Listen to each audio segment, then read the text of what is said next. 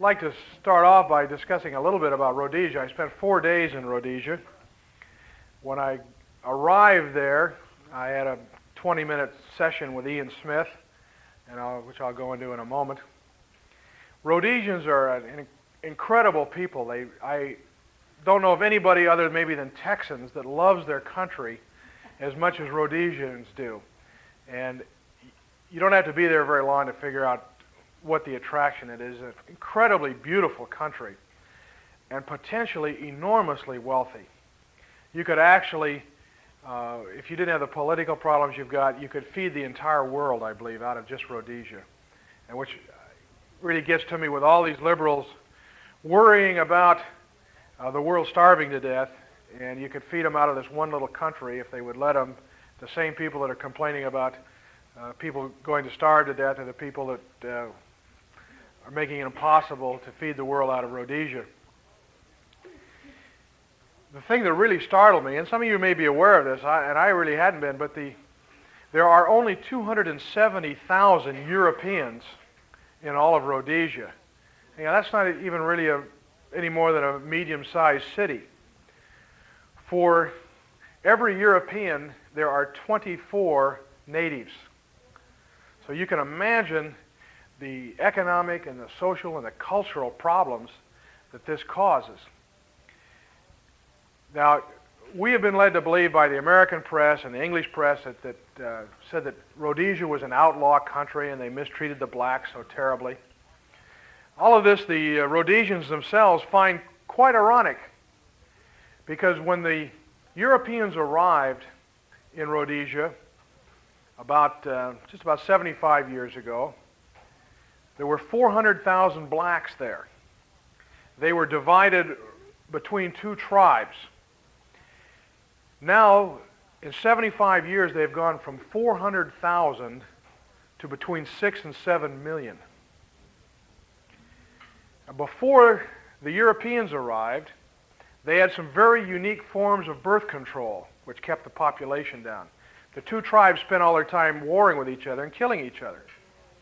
And the infant birth rate was incredibly high, so that most children died before they reached 4 years of age. It was not uncommon for a woman in Rhodesia to have 15 children, to have 2 or 3 survive. Well, when the Europeans came in, they provided hospitals for them, clinics. It costs you $1 to visit a hospital, and if you can't afford it, you get it for free. They provided sanitation. They divided the country on a grid of 4 miles. And what the government went in, and at every 4-mile corner, they drilled a freshwater well. It used to be that often the wells were polluted, or that women would spend almost all day walking from their kraal, which is their village, down to a stream. They might have to go 15 miles each way, carrying a clay jug of water on their head, and they still carry, all the women carry everything on their head over there. And so, because of the Europeans stopped the slaughter, the war between the tribes, and they provided them with their medical facilities, they have gone from 400,000 to 6 million, and now they want to kick the whites out, or at least some of them do, which, as you can imagine, the Europeans find rather ironic. And of course, the leadership for this came out of Britain and the communist countries. They also find it rather ironic that they're accused of exploiting the blacks when the white people paid 99.2% of all the income taxes. Now, just as a comparison, look at our problem with welfare rolls and education and whatnot, the expense within the United States for blacks who are only 11% of our population. Can you imagine the problems we would have if we had, instead of 11%, if there were 500%? Or 2,500% as it is in Rhodesia. So you can see they don't have easy problems. I get a kick out of liberals. They're always saying, well, you conservatives oversimplify. And they their answers to me are always very simple. You just spend a lot of government money on whatever it is you're concerned about. But the situation in Rhodesia and South Africa really is extremely complicated, something that the liberals totally ignore, and we'll see some other facets of that. Rhodesia is, as you know, has been involved ever since their UDI, their Unilateral Declaration of Independence, which is the equivalent of our 4th of July.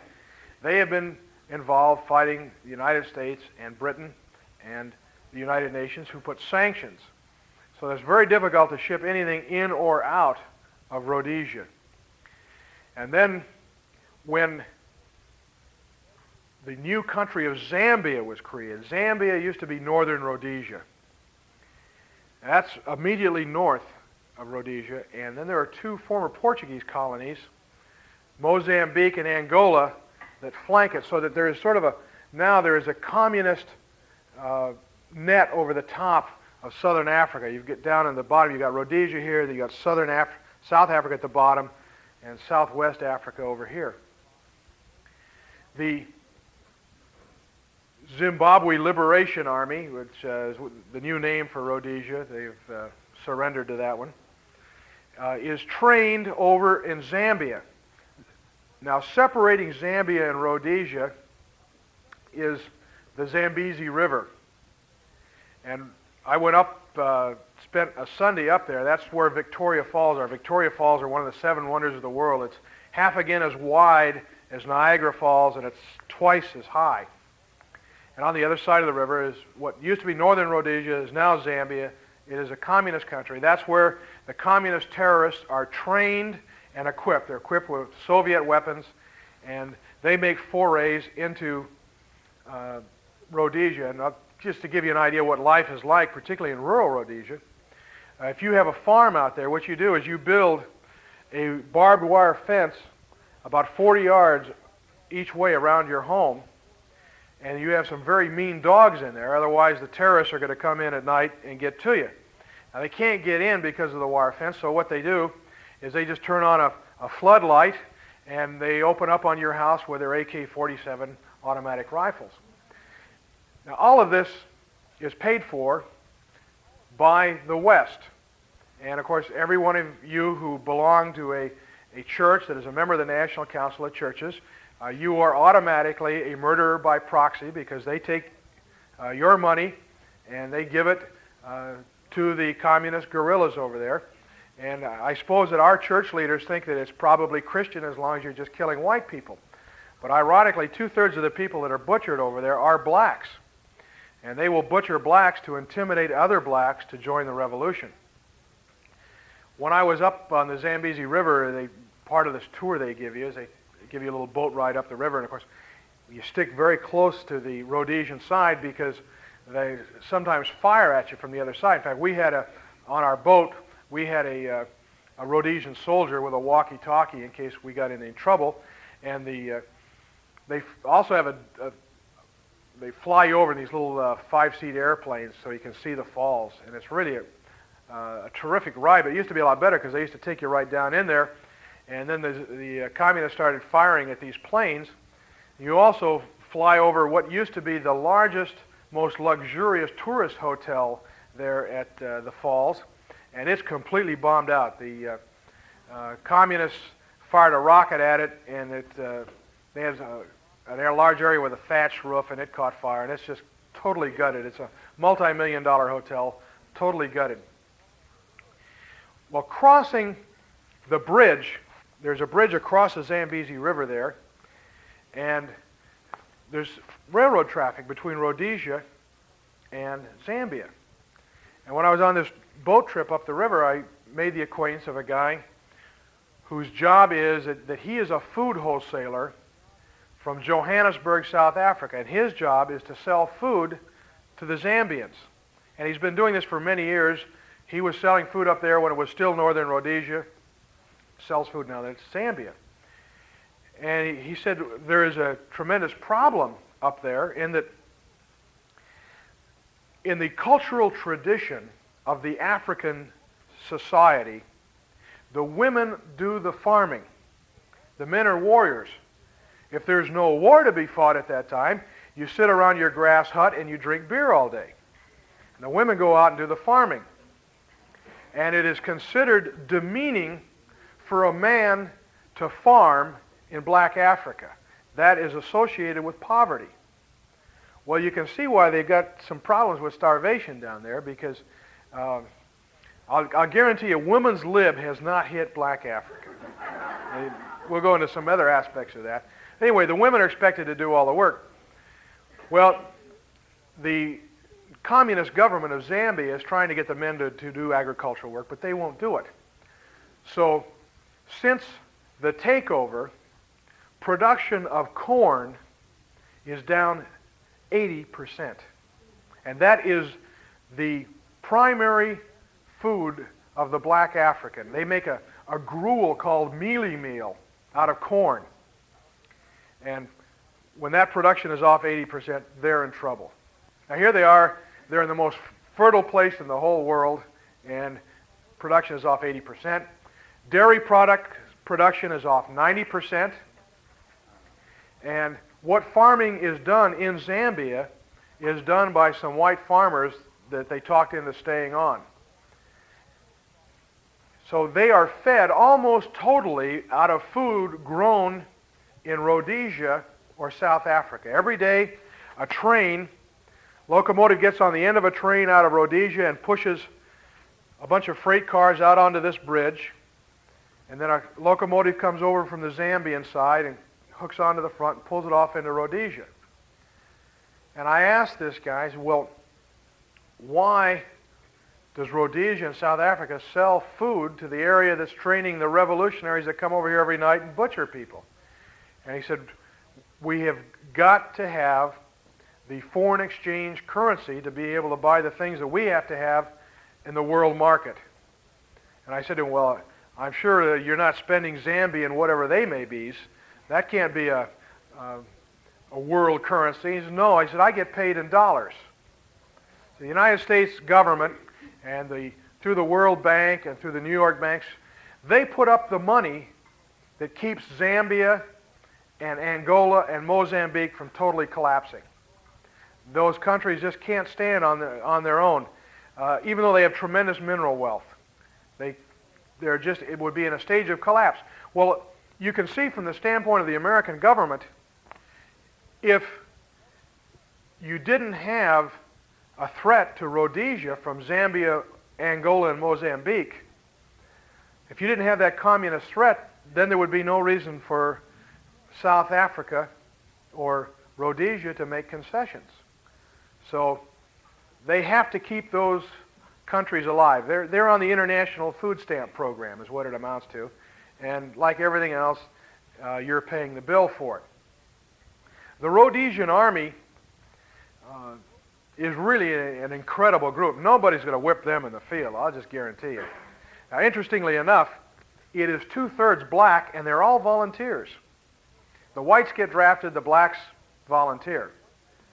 The reason is that the vast majority of blacks know that they've got it infinitely better than the blacks do in the other countries. And there's a number of them, and their tribal leaders are smart enough to understand that they are dependent upon Western civilization. So the army is 2/3 black. I saw a number of the white soldiers there, and they come from not only Rhodesia, but from all over the British Empire, and there's some ex-Marines in there.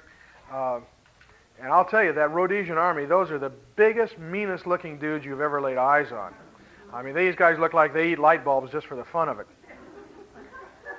And everywhere you go in that country, particularly up where we were, we landed at the airport at the falls, and as the bus goes into town, in a regular tourist bus, behind you, you've got a Jeep with a machine gun on it and 3 soldiers.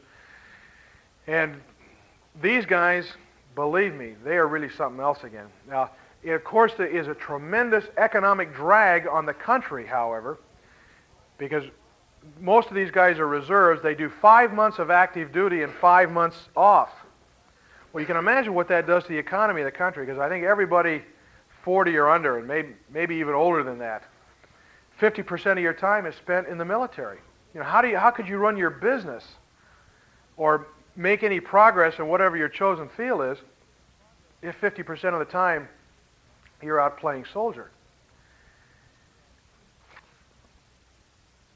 The demands on Ian Smith, of course, were that he surrender to one man, one vote, majority rule, which he had said he would never agree to in 1,000 years.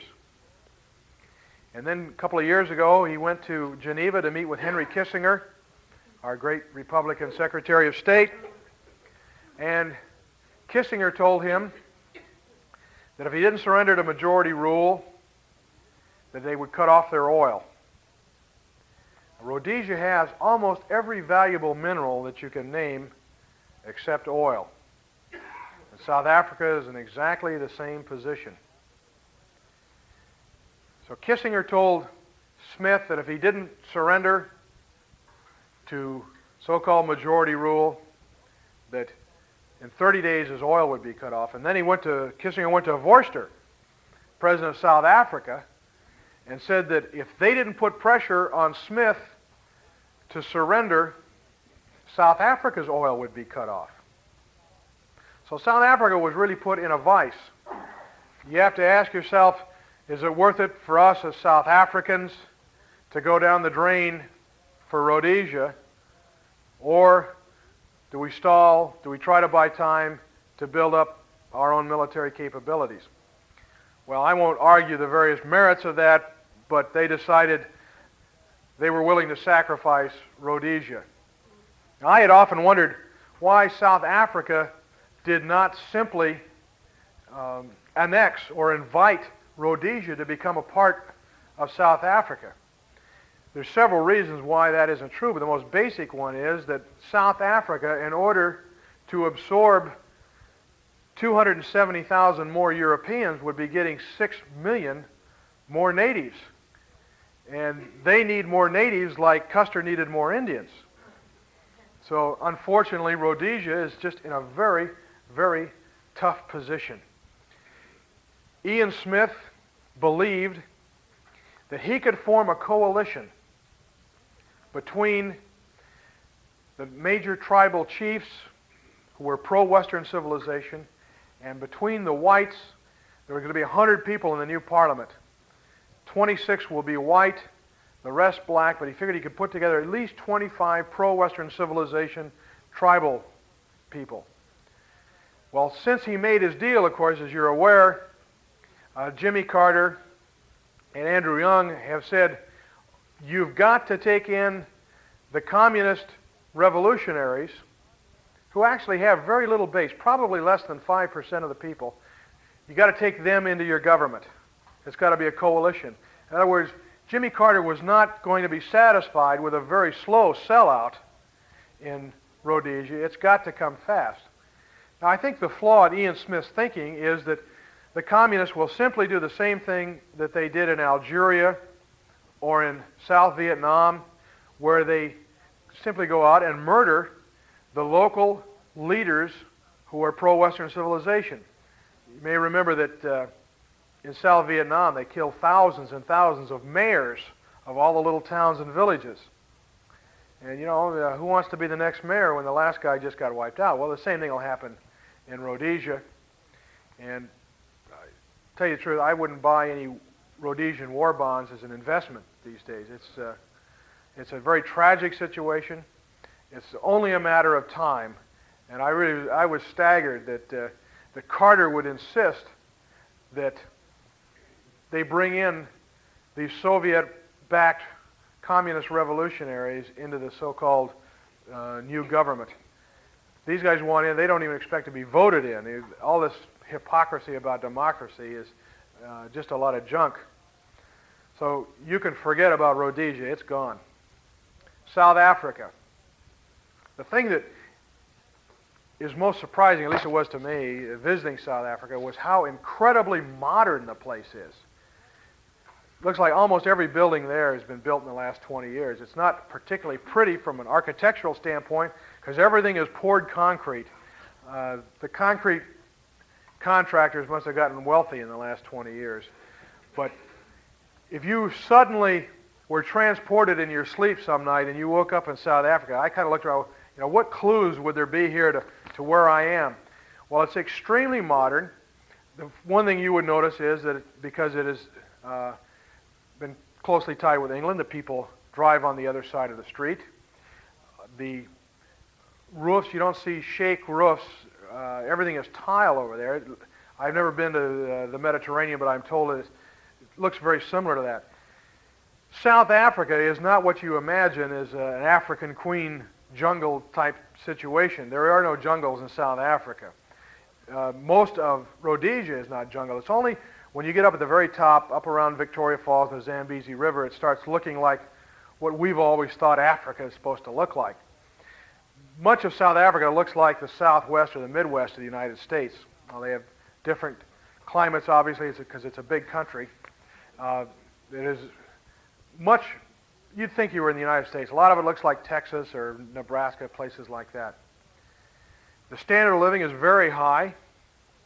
There are 25 million people in South Africa, 5 million of whom are white, so they are outnumbered roughly 5 to 1.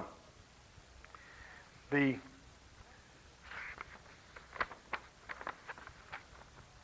whites are divided. 60% of them are what they call Afrikaners. An Afrikaner are Dutch or German, mostly Dutch. Their background is very similar to pioneer United States. The Afrikaners, the Dutch started coming over there about 1650. They landed down at the tip, down at the Cape of Good Hope, and they started working their way north. Ironically, the black man is not indigenous to most of South Africa. The whites were there first. So they certainly don't consider themselves a colonial power. The blacks came down in recent years looking for jobs. In earlier years, they were looking for land and water for their cattle. So the English came in about 150 years later. They got in there as a settlement of one of the Napoleonic Wars. When the English found out that there were diamonds and gold down there, they went to war with the Dutch, culminated in the Boer War, which I think ended in 1803 or 1804. The Boers were the Dutch. And there are many, many parallels in South Africa on the Dutch and the English, very similar to the North and the South in the United States.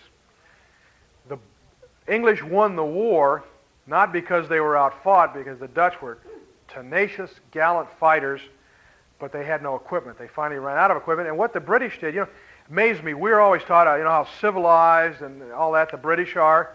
And the Germans are the bad guys. They're always marching around. The British are nice. What the British did was they had the world's first concentration camp in the Boer War. They couldn't whip the Afrikaners out in the field, so they put all their women and children in concentration camps and started to starve them to death. And the Boers finally had to surrender, or else all of their families would be killed in these lovely British concentration camps. Well, as you can imagine, the aftermath of that Boer War hung on exactly as the feeling in the South for the North hung on for many years. Today, because they now have a bigger enemy, they are starting to get along a little better, but there's been this tremendous division in South Africa between the Afrikaners and the English.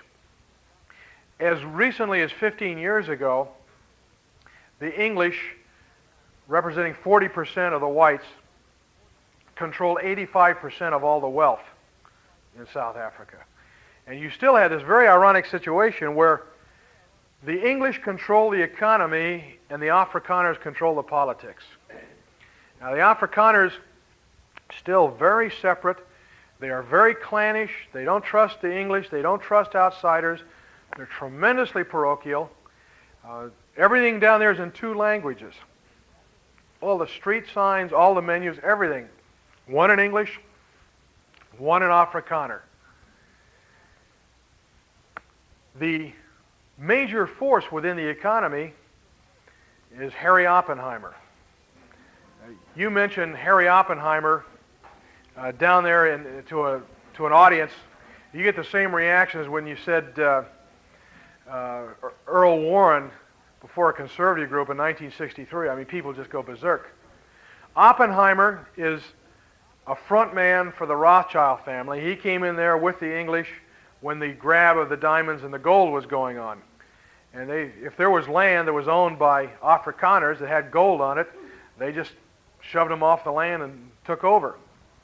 Oppenheimer is also very close to the Rockefeller family, and it's very difficult to tell exactly what the situation is between the Rothschilds and the Rockefellers down there.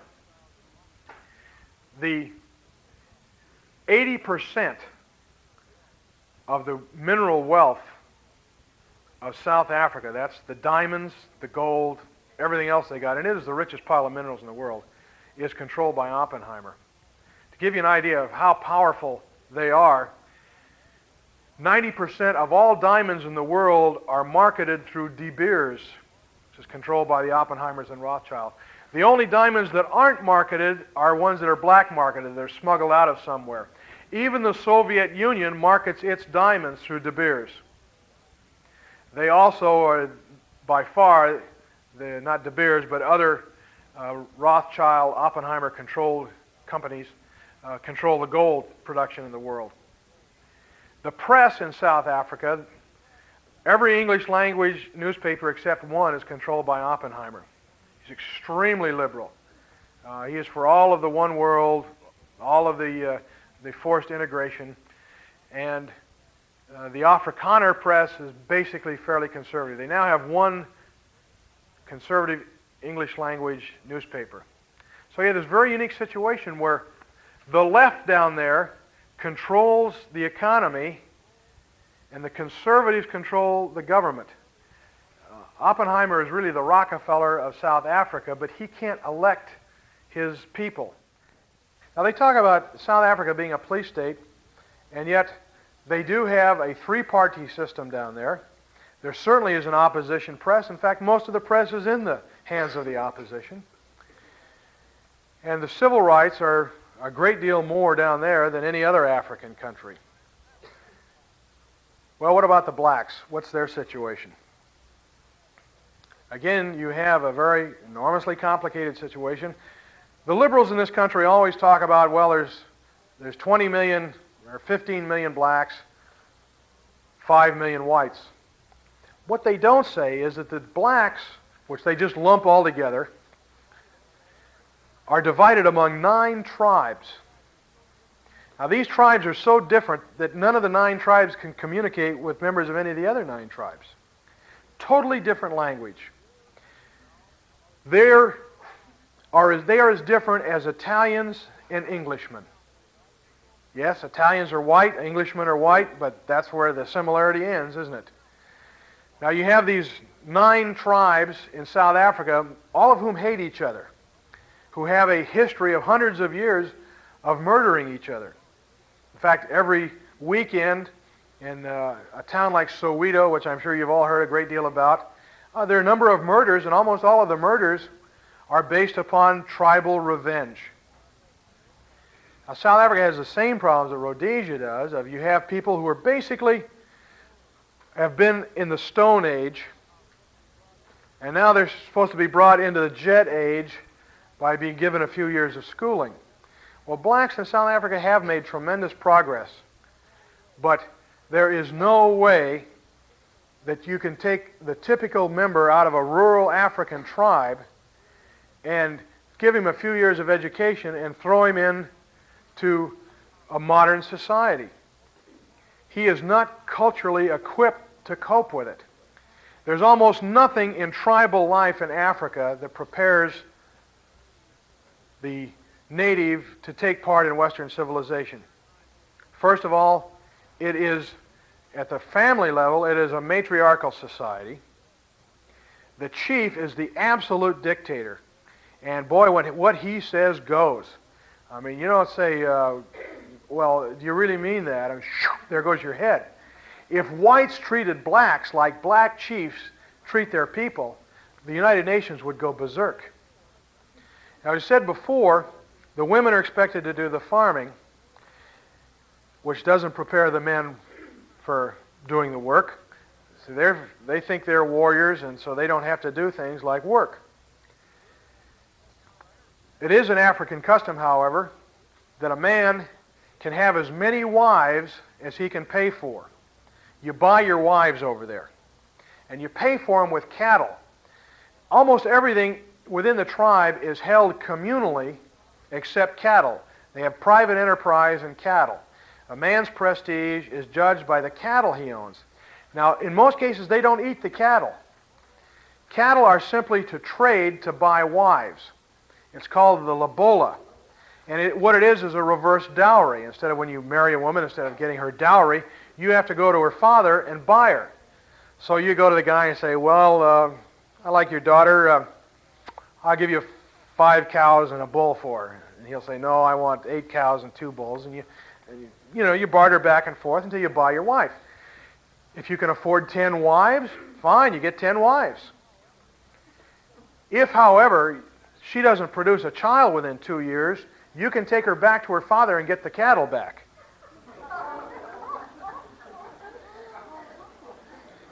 Now, they also, of course, have some problems with being a little superstitious. At one home where I visited, they showed me the maid's room, and she had a bed. It was about that high off the ground. It was on 4 55-gallon oil drums.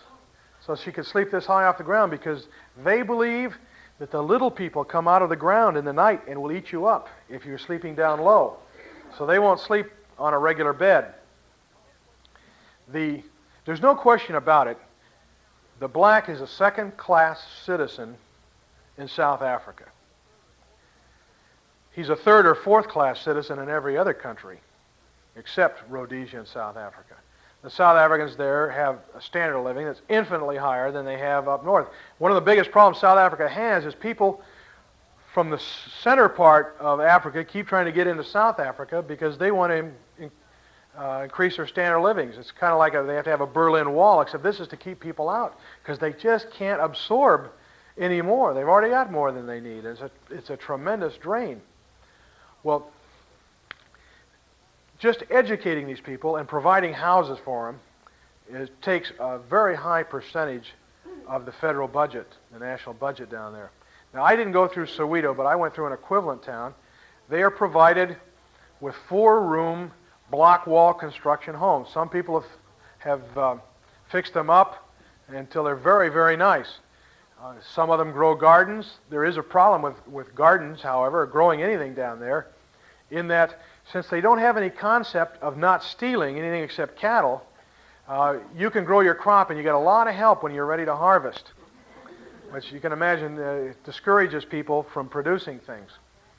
The black Africans, for instance, own more automobiles than the entire civilian population of the Soviet Union. In fact, you go into a place like Johannesburg at 5 o'clock at night, it's exactly like the Santa Ana Freeway. And the blacks all have nice new cars, and most of them have television sets now. And if you are a revolutionary, chances are they're going to throw you in jail. But as far as being a police state, you sure don't see many policemen except in the airports where they got a lot more than they need.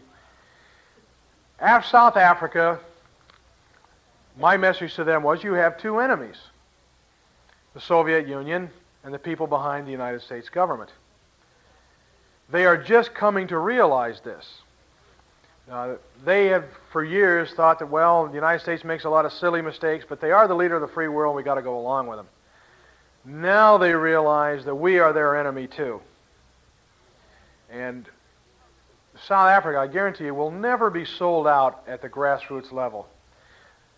The people who are there who are of English extraction, they hate England. They wouldn't go back there for anything. Many of them are people that came to South Africa because they wanted to get away from socialism. The Dutch there have been out of Holland for 300 years. They have absolutely no feeling of kinship for Holland. And they say, this is our country and we're not going anywhere. The people down there, believe me, will fight. If they get sold out, it'll be at the top. The average Afrikaner will die.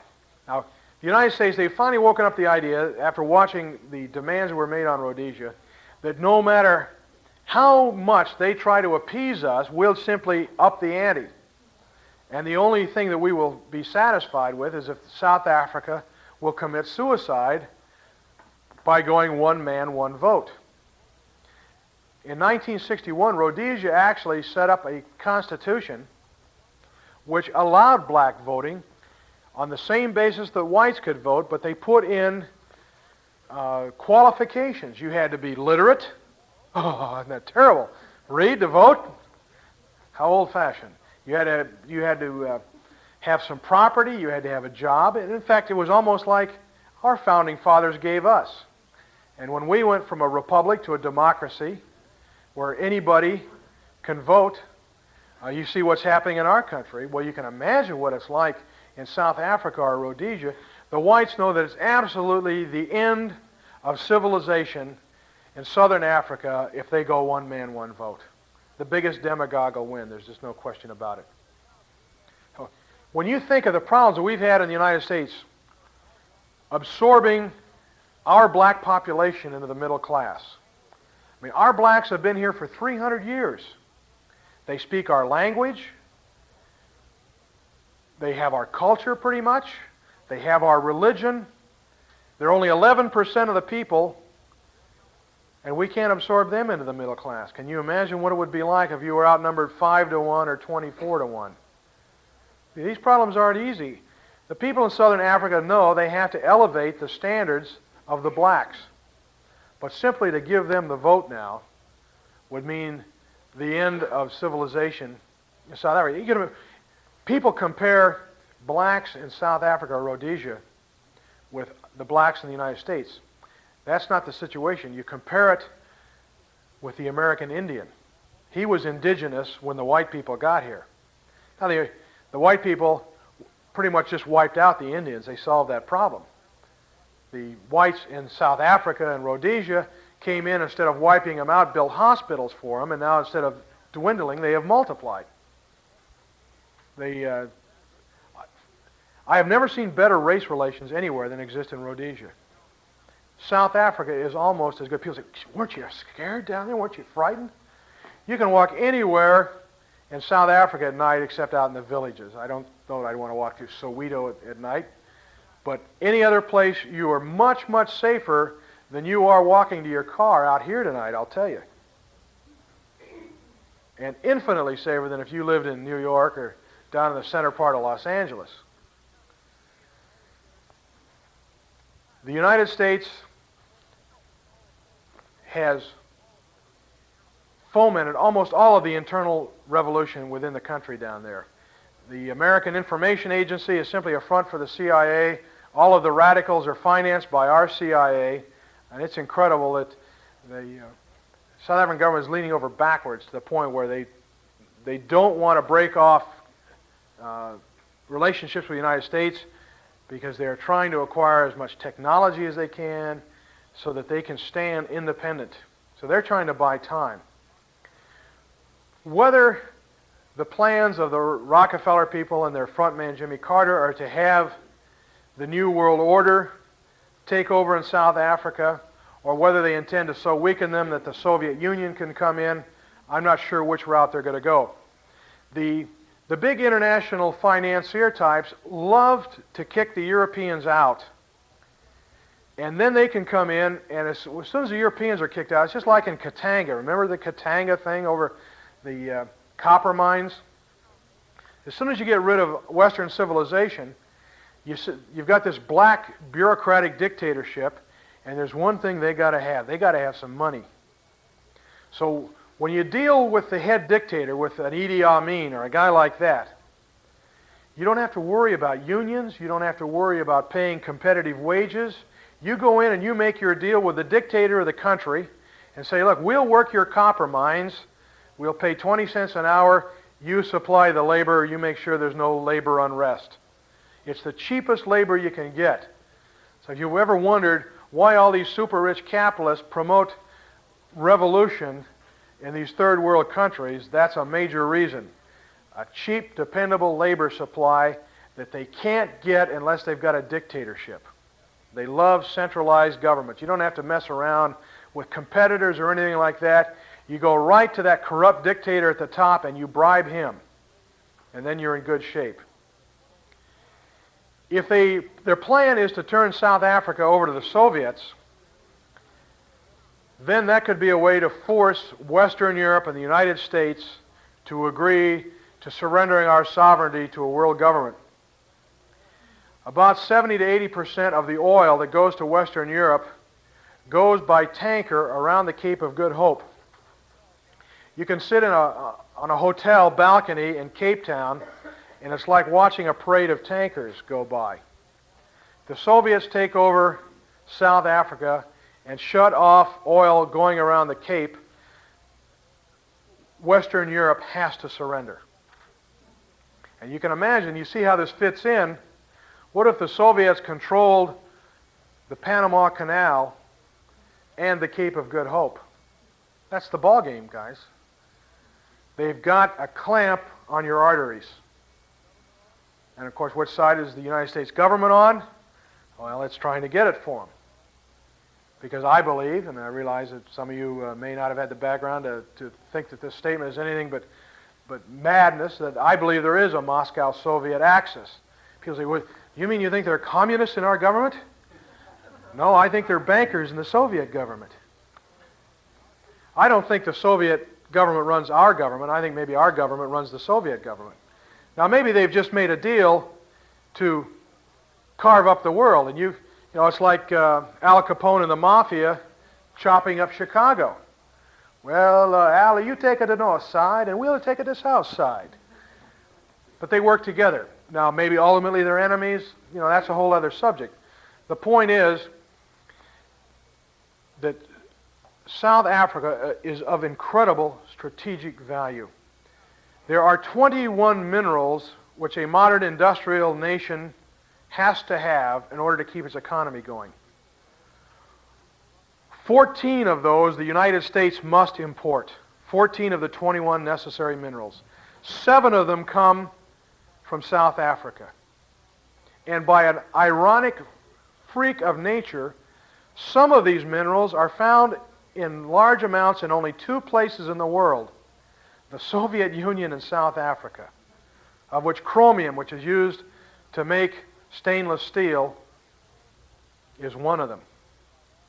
So if the Soviets get hold of South Africa and Rhodesia, they will have a monopoly on the chromium supply of the world. I think to a large degree that the battle for the United States is being fought in South Africa. I think South Africa has a chance to win that battle. There are diverse elements down there, and you can't even tell the players with a scorecard, because the money people that got in there right after World War II through the CIA, and they bought up a lot of people at that time in the name of anti-communism, and have gradually worked them over till they're part of the world government gang. But the grassroots South African, whether he is of English extraction or Dutch or German, he wants to fight. He loves his country. He is not going anywhere. And my crowds down there, for example, the small ones were 600 or 700. The big one was 2,000. There were 2 nights down there where I had to give 2 speeches. They filled up one auditorium, and they rented another auditorium down the road, and those people sat down and waited an hour and a half, and I gave one speech and then went over and gave the other speech. Now, why? There's only one reason. If I'd gone down there 5 years ago, there'd have been 100 people there. They know they got problems. That's the difference between South Africans and Americans. People say, well, what about America? Why aren't they doing it? Americans don't know they've got a problem. They can still buy beer in the market. The television set works. Very entertainment-oriented people. And they don't want to think about these things. Well, people in South Africa know they got a problem. They may not all agree on exactly what the problem is or on what to do about it, but you don't find anybody in South Africa that doesn't know there's a gun at their head. So you find a much higher percentage of people down there who want to know something. And a lot of them would say to me, well, you've just confirmed what I had suspicion, that this trouble that we are under in South Africa from the United States has nothing to do with race. It is simply a pretense for a power grab, or a mineral grab. more than that. Even though the minerals are largely in the hands of the New World Order, world government people, they can't control the government down there because they can't elect their people. If they control a politician down there, it's because they've bribed him or blackmailed him, not because they've elected him. Now, that's not totally true because they have a liberal party down there. They elect maybe 15% of the people in their parliament. So they have no ability to pass laws with what they can elect. So they have to use subversion. And as I explained to them down there, you have two enemies, and the world order acts like a boxer. If you know anything about boxing, you know that a boxer's got to have two punches. He's got to have a left jab, and he uses that left jab to set up his right cross. He goes jab, jab, jab until you focus on that jab, and then you get hit by the other one. Well, the Soviet Union is the left jab, and the New World Order, Rockefeller, Carter group is the right cross. And if you don't protect yourself from both, you're going to get knocked down. It's as simple as that. In the United States, I think that we need to create public opinion. The public relations program of the South Africans in this country is miserable, as I tried to tell some of their government officials down there. But I think, I don't think you've got to sell the average American on apartheid, but I don't think most Americans understand that they're outnumbered 5-1 down there. And it's like if you let your kids and your family vote on how you were going to spend your money or who got the car, you know how that vote would go. It's the same situation down there. When you let people vote who are not responsible for producing the wealth, that's going to be the end of civilization. If we had let the American Indians vote when we established the Constitution, I'd be wearing kilts today. We would have got kicked out of here, wouldn't we? All the Indians would have got together and said, white man, go home. We've decided to strengthen our immigration policies. Well, if you have one man, one vote in South Africa, that's the end of the white people down there. That is the end of all civilization, because the brutal truth of it is that the blacks have contributed nothing but labor to civilization down there. I wish that wasn't true, because that means if they could contribute more, that means we could solve problems a heck of a lot faster. But the brutal truth is, when the white man got down there, the black was living, as in 500 BC, in a thatched hut. He had no farm tools. He hadn't invented the wheel. He didn't have a written language. He didn't have numbers. Therefore, he had no science, no mathematics. They hadn't not only not invented a two-story building, they hadn't invented the step. And that may be a little hard for people to swallow, but I think creating public opinion to understand that the South African situation is enormously complicated. And even let us assume that everything the liberals say about South Africa was true. Let's say that they were the worst bunch of racist, fascist, cruel people you'd ever met. We should still support them, because we have to have their minerals or our industry comes to a grinding halt. And if the Soviet Union takes it over, that's the end of Western Europe. So the survival of South Africa is extremely important to the survival of the United States. But we don't have to apologize for South Africa. I'm not trying to tell you, and you shouldn't try to tell people, that it's any kind of perfect civilization down there, because there isn't one here either. But I think if somebody starts complaining to you about South Africa, you say, oh, well, tell me, which of the other African countries would you like them to be patterned after? Because the black African countries are all one party, one newspaper, military dictatorships, and about 5 of them have elected themselves president for life. So all this garbage about human rights, when Jimmy Carter goes into those other countries and talks about human rights in South Africa, his tongue ought to turn to ashes. And it's such a hypocrisy and it's such a fraud that I think you can, if you're armed with a few facts, defend South Africa and Rhodesia. Ladies and gentlemen, I appreciate you coming here tonight. I hope I've been able to clear up. And, there's a guy named Jack Foisey who writes for the Los Angeles Times about Africa. And someday I'm going to go look, because I swear that guy writes those articles from a bar in Hollywood. He can't ever have been down there. Thank you so much.